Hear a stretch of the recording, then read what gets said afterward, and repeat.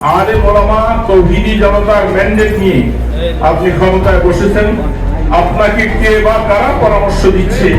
যে পরামর্শগুলি নিয়ে আপনি এই দেশে ট্রান্সজেন্ডার বাস্তবায়ন করেন, আলেম ওলামাদের দাবিকে উপেক্ষা করে হিজবুত তাওহীদের মতো সংগঠনটাকে আপনি এখনো নিষিদ্ধ করতে পারছেন না, এবং বিশেষ করে ইসলাম বিদ্বেষী লোকগুলাকে বড় বড় পদে বসিয়ে রাখছেন।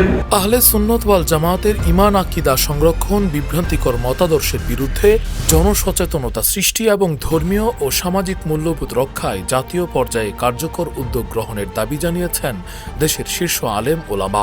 মঙ্গলবার রাজধানীর ডিপ্লোমা ইঞ্জিনিয়ার ইনস্টিটিউশন মিলনায়তনে জাতীয় ওলামা মাশায়েখ কনভেনশনে এসব দাবি জানানো হয়। বাংলাদেশের সবচেয়ে powerful banking app city touch download করুন। মাওলানা আব্দুল আওয়াল পীর সাহেব ডিআইটির সভাপতিত্বে অনুষ্ঠিত কনভেনশনে প্রধান অতিথি ছিলেন হেফাজতে ইসলামের আমির আল্লামা শাহ মুহিবুল্লাহ বাবুনগরী। আলেম ওলামা তৌহিদি জনতার ম্যান্ডেট নিয়ে আপনি ক্ষমতায় বসেছেন।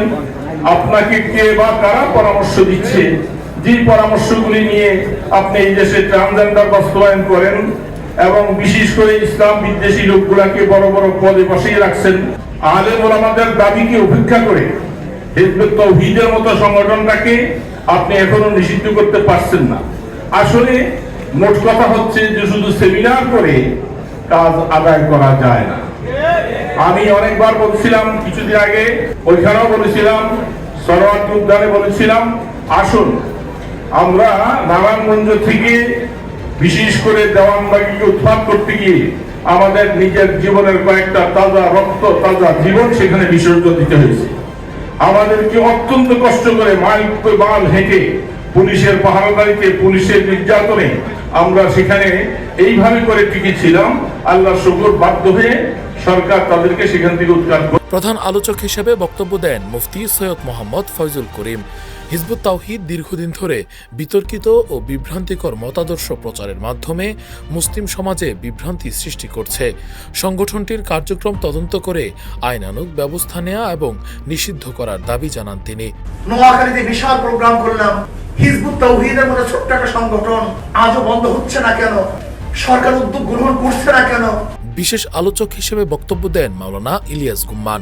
অনুষ্ঠানে দেশের বিভিন্ন অঞ্চলের শীর্ষ আলেম, মুফতি ও ইসলামী চিন্তাবিদরা বক্তব্য দেন। যেই রঙে আসুক, যেই পোশাকেই আসুক, যেই পদ্ধতিতেই আসুক, যেই রাস্তাতেই আসুক, ভ্রান্ত মতাদর্শকে চিনতে যেন তার কোনো প্রবলেম না হয়, এইভাবেই ইমানি চোখটা তৈরি করা দরকার।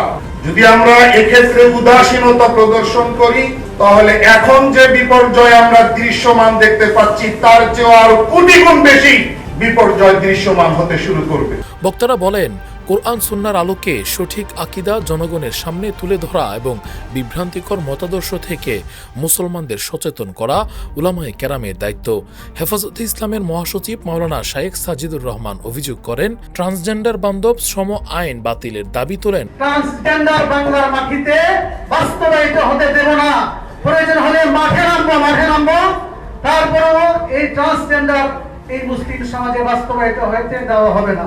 ডক্টর সরওয়ার হোসেন বলেন, শ্রম আইন দেশের ধর্মীয় ও সামাজিক মূল্যবোধের সঙ্গে সাংঘর্ষিক হওয়ায় তা বাতিল করা প্রয়োজন। কাদিয়ানী সম্প্রদায়কে অমুসলিম ঘোষণারও দাবি জানানো হয়।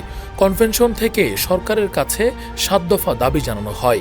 এর মধ্যে রয়েছে ইসলাম, কুরআন ও রাসূল সাল্লাল্লাহু আলাইহি ওয়াসাল্লামের অবমাননার রোধে আইন প্রণয়ন, কোরআন সুন্নাহর সঙ্গে সাংঘর্ষিক আইন না করা, মুসলিম শিক্ষার্থীদের জন্য ইসলাম শিক্ষা বাধ্যতামূলক করা, কাদিয়ানী সম্প্রদায়কে অমুসলিম ঘোষণা ও হিজবুত তাওহীদ নিষিদ্ধ করা, শিক্ষা সিলেবাসে নবী সাহাবীদের জীবনচরিত অন্তর্ভুক্ত করা, শ্রম আইন থেকে ট্রান্সজেন্ডার শব্দগুলো বাতিল এবং মুসলিম পারিবারিক ও ব্যক্তিগত বিষয়ে হাইকোর্টে স্বতন্ত্র শরিয়া বেঞ্চ গঠন করা।